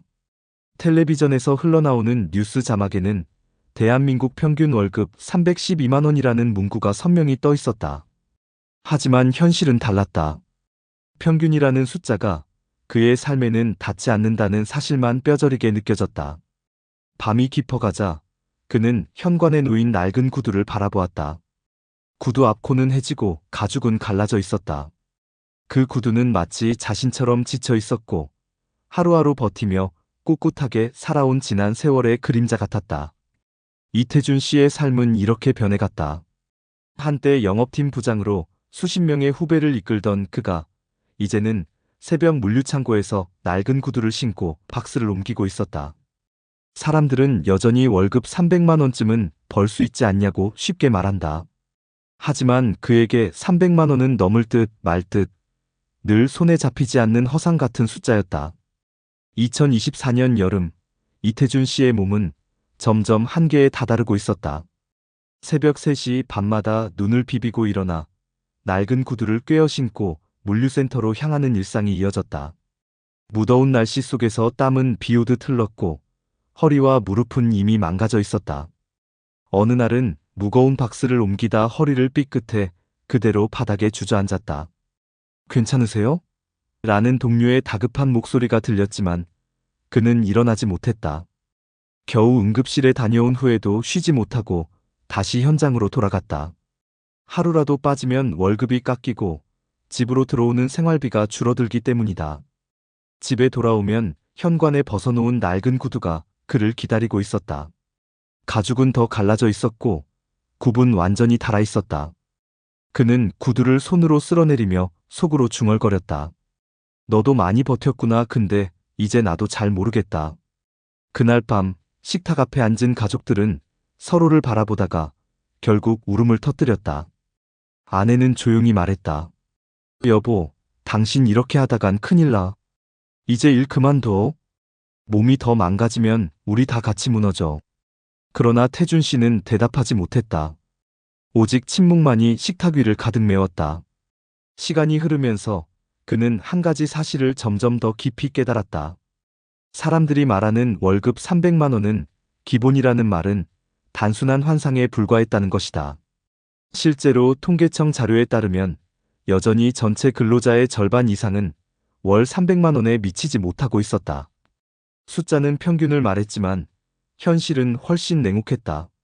아빠, 저 취직하면 이제 아빠 일 조금 덜 하셔도 돼요. 큰딸이 면접 준비를 하며 건넨 말은 그의 가슴을 찔렀다. 자신이 버티지 못하면 자식들까지 짐을 지게 될까 두려웠다. 동시에 이제는 아이들의 미래를 위해서라도 무작정 버티는 삶이 아닌 새로운 길을 찾아야 한다는 생각이 들었다. 아내와 함께 동네 복지관을 찾았다. 거기서 중장년 재취업 프로그램과 재정 상담을 알게 되었다. 담당 직원은 말했다. 요즘은 단순히 많이 버는 것보다 안정적인 지출 관리가 더 중요합니다. 지역에서 제공하는 근로장려금, 정부 재교육 지원을 활용해 보세요. 그날 이후 태준 씨는 무작정 몸으로 버티는 일을 줄이고 낮에는 복지관에서 제공하는 회계 교육을 들었다. 저녁에는 단기 아르바이트를 이어갔지만 더 이상 무리하지 않았다. 구두는 여전히 낡았지만 이제는 매일 닳아 없어지는 발걸음이 아니라 새로운 길을 찾아가는 동반자처럼 느껴졌다. 이태준 씨의 이야기는 특별한 사건이 아니다. 2025년 대한민국 수많은 중장년과 노년층이 여전히 월급 300만 원의 벽 앞에서 신음하고 있다. 평균이라는 단어는 사람들을 속이고 온라인 속 과장된 소득 자랑은 더 큰 박탈감을 만든다. 결국 누군가는 새벽 물류창고에서, 누군가는 편의점 카운터에서, 또 누군가는 택배 상자 옆에서 하루하루를 버티고 있다. 여러분, 혹시 이 이야기가 남의 일 같지 않으신가요? 300만 원은 기본이라는 착각 속에 살아가지만 실제로는 그조차도 힘겹게 버티는 게 현실입니다. 누군가는 낡은 구두를 신고 하루 13시간을 버텨야 겨우 손에 쥘 수 있는 돈이 280만 원일 수도 있습니다. 이제 필요한 건 비교가 아니라 준비입니다. 작은 정책의 변화, 지역사회의 지원, 그리고 우리 스스로의 재정 점검이 삶을 바꿀 수 있습니다. 낡은 구두처럼 달아가는 시간이 아니라 조금은 단단해지는 미래를 만들어야 하지 않을까요? 이태준 씨의 이야기는 끝나지 않았습니다. 그리고 이 이야기는 곧 우리 모두의 현실일지도 모릅니다. 지금 이 순간 작은 준비라도 시작해야 할 이유가 여기에 있습니다. 여러분 어떠시나요? 위의 사례는 정말 비참하고 서글픈 인생 아닌가요? 하지만 지금부터 소개해드리는 사례는 정반대의 선택으로 행복한 노후를 보내고 있는 분을 소개해드리겠습니다. 서울 송파구에 사는 정혜석 씨 62세는 대기업 전자회사에서 35년간 근무하다가 2022년에 퇴직했다. 그는 회사에서 차장으로 은퇴했는데 퇴직금으로 1억 7천만 원을 받았다. 하지만 정 씨가 지금 행복한 노후를 누리는 이유는 단순히 퇴직금 때문만은 아니었다. 정 씨는 40대에 들어서면서부터 가족과 많은 대화를 나눴다. 여보, 애들 대학 보내려면 힘들겠지만 우리도 노후 준비는 꼭 해야 해. 아내는 처음엔 걱정스러운 눈빛을 보냈다. 생활비도 빠듯한데 노후 준비까지 할 수 있을까? 정 씨는 고개를 끄덕이며 대답했다. 조금씩이라도 하면 달라질 거야. 지금부터 안 하면 나중엔 후회만 남을 거야. 그때부터 그는 작은 것부터 차근차근 준비를 시작했다.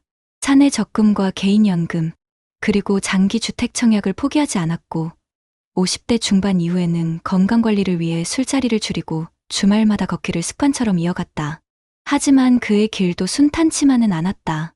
2018년 그가 55세였을 때 회사의 구조조정 소식이 들려왔다. 차장님, 이번에 명예퇴직 대상자 명단에 이름이 오를 수 있습니다. 인사팀의 말에 정 씨는 큰 충격을 받았다. 당시 두 아이는 대학에 다니고 있었고 학비와 생활비가 매달 300만 원 넘게 나갔다. 그날 저녁 식탁 위에서 가족회의가 열렸다. 큰아들이 말했다. 아빠, 저 알바 더 할게요. 등록금은 제가 책임질게요. 딸도 따라 말했다. 저도 과외하면서 생활비 보탤게요. 하지만 정 씨는 고개를 저었다. 아니야, 그럴 필요 없어. 아빠가 준비해둔 게 있으니까 걱정 마. 실제로 그는 15년 넘게 꾸준히 부은 개인연금이 있었고 주택청약 대신 가입한 연금저축펀드가 쌓여 있었다. 당시 계좌에는 이미 7천만 원 가까운 자산이 모여 있었다. 덕분에 그는 명예퇴직 제안을 거절할 수 있었고 몇 년 더 회사를 다니며 마지막까지 안정적인 월급을 받을 수 있었다. 그 시기에 그는 더욱 절약하며 노후 준비를 다졌다. 주말이면 아내와 함께 동네 전통시장에서 장을 받고 외식은 한 달에 2번 정도로 줄였다. 친구들이 골프 약속을 잡아도 그는 미안하다며 정중히 거절했다. 대신 집 근처 공원에서 딸과 함께 산책을 하며 대화를 나누는 시간이 늘어났다. 아빠, 친구들 다 골프 친다는데 아빠는 왜 안 가? 딸이 물었을 때 그는 웃으며 대답했다. 아빠는 지금 너랑 이렇게 걷는 게 더 좋아. 나중에 아빠가 여유로울 때 그때 가서 같이 치자. 2022년 마침내 퇴직을 맞이했다. 그의 손에는 1억 7천만 원의 퇴직금이 들어왔고 이미 꾸준히 모아둔 개인연금과 회사 퇴직연금 계좌에는 2억 가까운 자산이 쌓여 있었다. 아내와 함께 은행에 들러 계좌를 확인했을 때 둘은 서로 눈을 마주보며 안도의 한숨을 내쉬었다. 여보, 이제는 조금은 숨통이 트이겠지? 정 씨는 고개를 끄덕이며 말했다. 그래, 이제는 우리가 준비한 만큼만 살아가면 돼. 주변 이웃들이 하나둘 은퇴 후 어려움에 시달리고 있다는 이야기를 들을 때마다 그는 가족에게 말했다. 내가 늘 강조했잖아. 남들처럼 과소비하지 않고 남들처럼 무리해서 투자하지 않기를 잘한 거야. 퇴직 후 그는 아내와 함께 작은 텃밭을 가꾸며 지냈다. 아침마다 낡은 구두 대신 운동화를 신고 집 앞 공원에서 걷기 운동을 했다. 주말이면 딸이 찾아와 함께 김치를 담그고 아들은 군 제대 후 작은 회사에 취업해 생활비를 조금씩 보탰다. 그는 여전히 돈을 많이 쓰지는 않았지만 가족들과 함께 밥을 먹고 웃으며 대화할 수 있다는 사실만으로도 충분히 행복했다. 정혜석 씨의 삶은 겉보기에 평범했지만 그의 선택은 결코 평범하지 않았다. 40대부터 차근차근 노후를 준비해온 덕분에 위기의 순간에도 흔들리지 않을 수 있었고 은퇴 후에도 월급 300만 원이라는 허상을 좇지 않고 자신의 삶을 지켜낼 수 있었다. 2023년 퇴직한 지 1년이 지나자 주변에서 들려오는 소식은 대부분 어두웠다. 함께 퇴직했던 동료 중 일부는 퇴직금을 모두 창업에 쏟아붓다가 실패했고 어떤 이는 주식 투자에 나섰다가 반토막이 났다. 야, 나도 분식집 차려봤는데 2달 만에 접었어. 남는 게 없더라. 퇴직 동료의 전화 목소리는 한없이 지쳐 있었다. 그때마다 정혜석 씨는 집에 돌아와 아내와 대화를 나눴다. 여보, 우리가 괜히 겁나서 투자 안 한 게 아니라 제대로 준비했기 때문에 안 한 거야. 퇴직금은 우리의 마지막 안전망이니까 절대 흔들리지 말자. 아내는 고개를 끄덕이며 덧붙였다. 그래, 우리는 이미 필요한 만큼은 준비했잖아. 욕심만 안 부리면 돼. 그는 매달 개인연금에서 70만 원, 퇴직연금에서 90만 원을 받았고 아내와 함께 절약하며 생활비를 맞춰갔다. 월세가 아닌 오래전부터 마련해둔 작은 아파트 덕분에 주거비 부담이 크지 않았다. 비록 넉넉하진 않았지만 기본적인 생활은 안정적으로 이어갈 수 있었다. 2024년 봄, 딸이 직장을 얻어 안정적인 수입을 갖게 되면서 집안 분위기는 더욱 밝아졌다. 저녁 식탁에 둘러앉은 가족의 대화는 소소했지만 따뜻했다.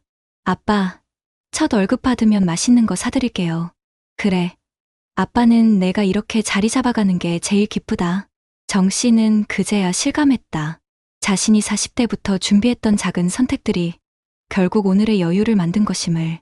만약 동료들처럼 나도 한번 크게 벌어보자며 무리하게 투자했다면 지금 이 행복은 존재하지 않았을 것이다.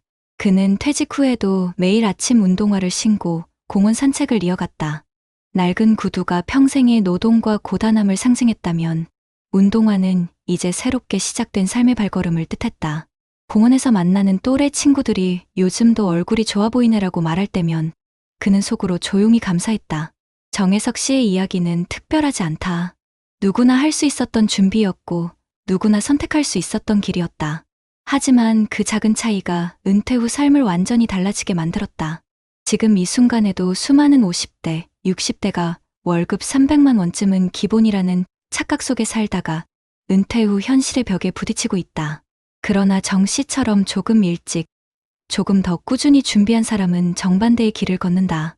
여러분, 혹시 이 이야기가 남의 일 같지 않으신가요? 오늘의 작은 절약, 오늘의 작은 준비가 내일의 평온한 웃음을 지켜줍니다. 낡은 구두 대신 운동화를 신고 매일을 여유롭게 걷는 삶, 그것이 바로 우리가 꿈꾸는 노후 아닐까요? 여러분, 먼저 대한민국 상황부터 살펴보면 통계청국민연금연구원 등 통합한 조사에 따르면 2023년 기준 노후 준비를 하고 있다라고 응답한 19세 이상 가구주의 비율은 76.5%에 달합니다. 특히 30대에서 50대에서는 80% 이상, 60세 이상에서도 증가세를 보이고 있다고 합니다. 이것은 노후 대비를 의식하는 분들이 매우 많다는 뜻이지만 실제로 은퇴 이후 소득이 급감한 현실을 봐야 합니다. 2023년 자료에 따르면 50대 이상 은퇴 가구의 연평균 소득은 약 3,100만 원. 이는 같은 연령대의 비은퇴 가구 연평균 소득인 6,961만 원의 약 45% 수준입니다. 더구나 이 연령대의 국민연금 수급자가 실제 수령하는 소득 대체율은 월 평균 소득 대비 약 22% 수준에 불과하여 공적연금만으로는 노후 생활을 충당하기에 부족하다는 현실이 드러납니다. 이런 국내 현실과 대비해 OECD 국가들을 보면 노후 환경이 더욱 구조적입니다.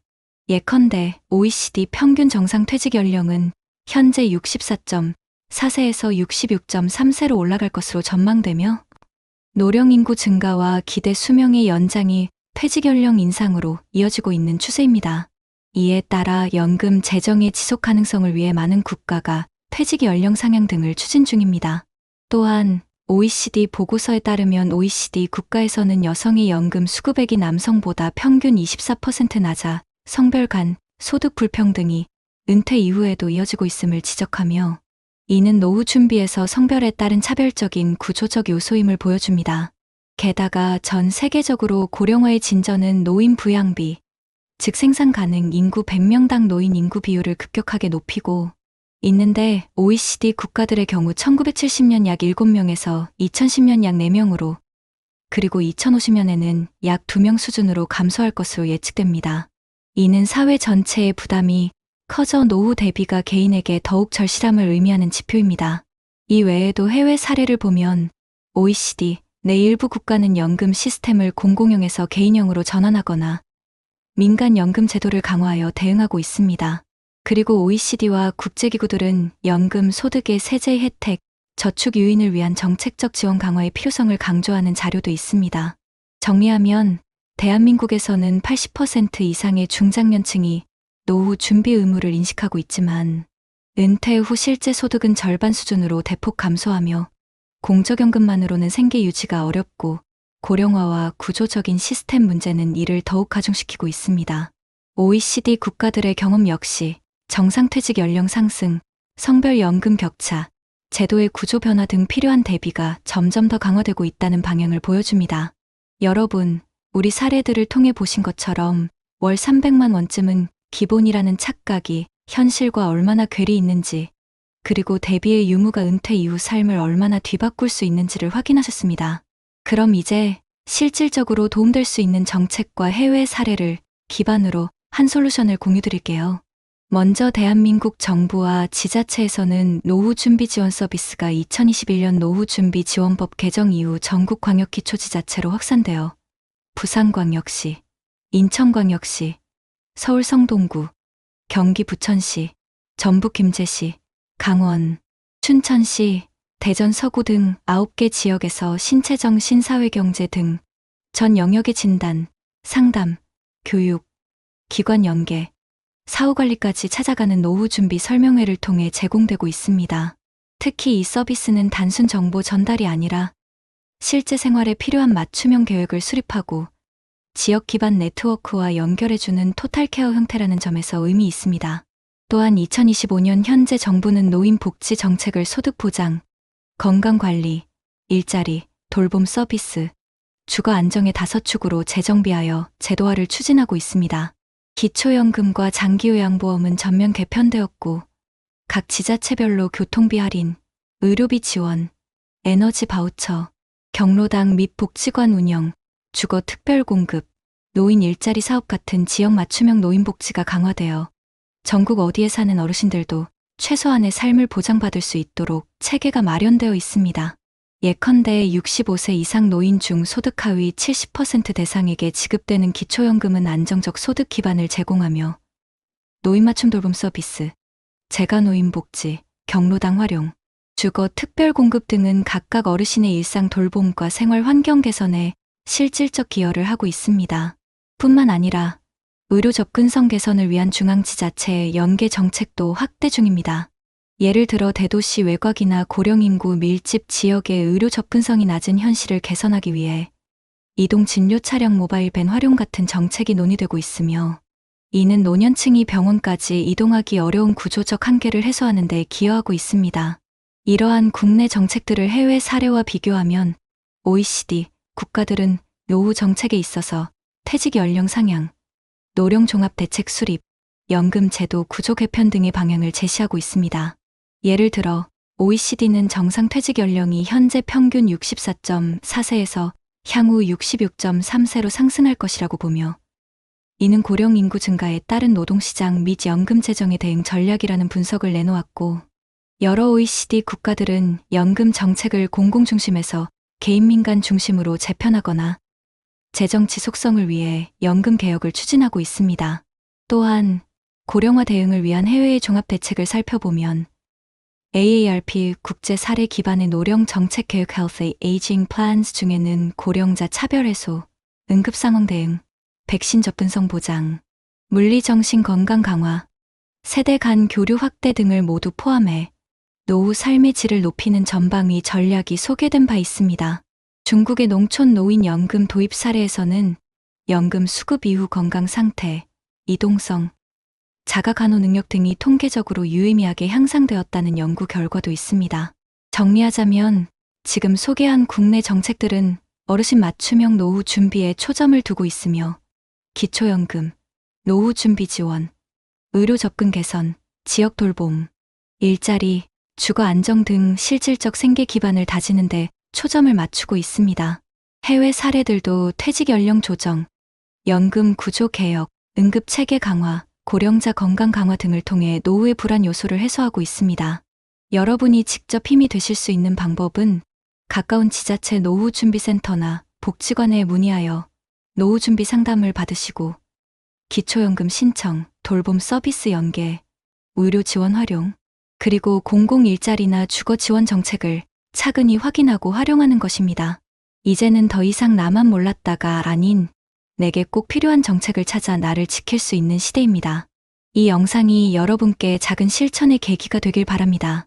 낡은 구두는 무너진 삶을 담고 운동화는 새로운 길을 향한 발걸음을 닮았습니다. 오늘을 어떻게 준비하느냐에 따라 내일의 발걸음은 슬픔이 될 수도 희망이 될 수도 있습니다. 여러분, 오늘 우리는 두 사람의 이야기를 들었습니다. 한 사람은 퇴직 후 준비 없이 뛰어들었다가 결국 새벽 물류창고에서 허리를 부여잡으며 버텨야 했습니다. 13시간을 일해도 손에 남는 건 300만 원도 안 되는 현실. 그가 현관 앞에 벗어놓은 낡은 구두는 평생의 고단함과 좌절을 그대로 보여주고 있었습니다. 반면 또 다른 한 사람은 다르죠. 40대부터 조금씩 준비해왔고 욕심내지 않고 묵묵히 길을 걸었습니다. 퇴직 후 운동화를 신고 공원을 거니는 그의 모습은 여유와 평안이 무엇인지 보여줍니다. 한 사람은 무너진 구두를 바라보며 눈물을 흘렸고 다른 한 사람은 가벼운 운동화를 신고 가족과 웃으며 걸었습니다. 여러분, 우리는 어떤 길을 선택하고 싶으신가요? 낡아빠진 구두를 끌며 하루하루를 버티는 길일까요? 아니면 운동화를 신고 건강과 웃음을 지키는 길일까요? 지금의 작은 선택이 미래를 만듭니다. 한때 똑같이 회사를 다니던 두 사람이 은퇴 후 이렇게 달라진 것은 단지 운명이나 행운 때문이 아닙니다. 준비한 사람과 준비하지 않은 사람의 차이였습니다. 퇴직금이 얼마였는지, 월급이 얼마였는지는 중요하지 않습니다.